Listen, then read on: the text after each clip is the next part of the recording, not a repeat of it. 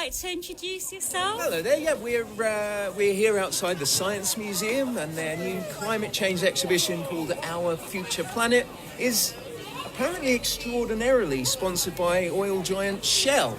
Yes.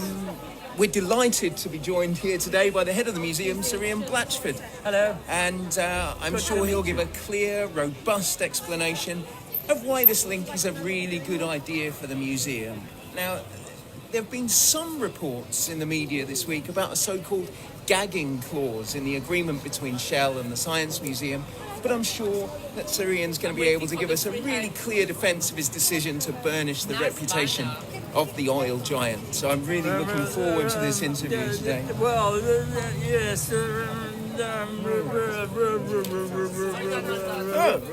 Thank you. Shell were found guilty this year in the Dutch Appeals Court of causing a massive, destructive oil spill in the Niger Delta between 2004 and 2007.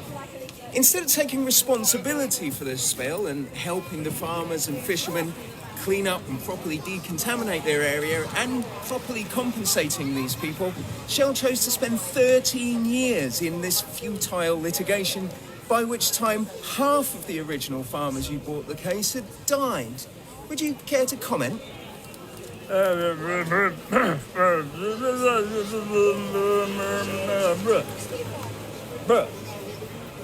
Thank you.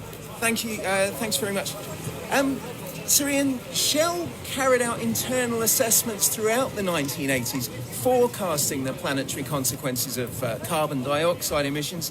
They predicted as long ago as 1988 that carbon dioxide levels could double by 2030. They forecast a 1 metre sea level rise, inundation of farmland, and interestingly, the need for new sources of fresh water to compensate for changes in precipitation. Shell found that temperature changes would drastically change the way people live and work, and that the changes may well be the greatest in recorded history.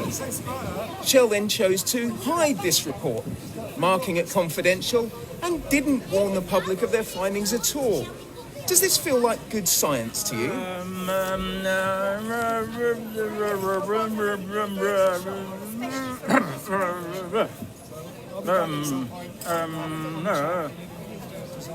Thank you. And decades after these research findings, Shell continues to lobby to obstruct climate legislation. Influence Maps research suggests that Shell spent $22 million of their own money in 2015 as part of a $500 million oil company campaign.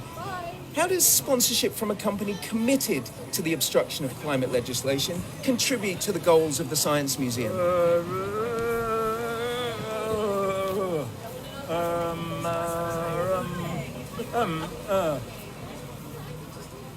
And in September 2020, Greenpeace and the HuffPost uncovered that Shell are still active members of 8 trade associations, at least, who are lobbying against climate measures. At least one of these associations boasts about quashing the very carbon reduction policies that Shell claim to support. Shell still refuses to publish full lists of the trade associations and the so-called think tanks where they have ongoing involvement. Do you have any comment about that?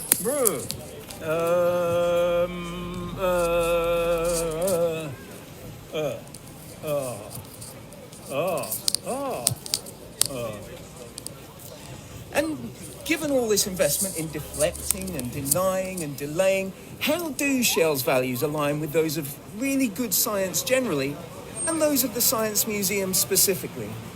Shell is a wonderful partner.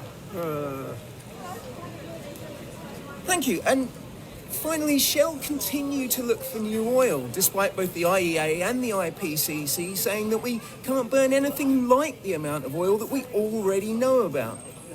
In your negotiations, how did Shell square this circle for you? How did they convince you that it was a company committed to the 1.5 degree temperature rise target and committed to the futures of the children visiting your museum? Yes, very interesting. I'll get back to you on that one. Yes. Well, thank you so much for your time. My pleasure. Sir Ian. I hope you enjoy your visit today. And as George Monbiot said, Shell seeks a strong societal license to operate. By sponsoring august cultural institutions like this, oil companies help to normalise their ecocidal business model. And in Yes. doing so, they contaminate anyone foolish enough to take their money. No, yes, no. Thank you very No, much. yes. Thank you. Thank you, guys.